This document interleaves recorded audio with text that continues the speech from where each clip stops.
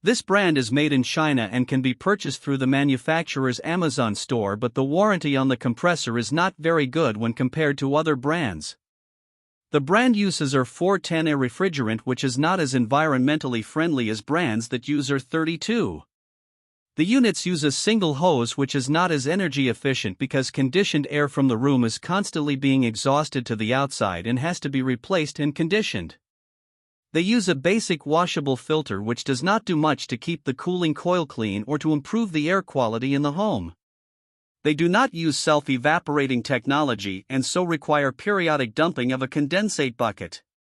The units have swing louvers which does a better job of circulating the air throughout the room. They have electronic controls with a remote, but it does not sense the room temperature. The PIFP10347 model is a basic cool-only unit, while the PIFP10116 model is for heating as well as cooling, and it is Wi-Fi enabled for control through the Smart Life app or with voice commands from Alexa. This brand receives an overall 1-star don't buy rating from HvacRepairGuy.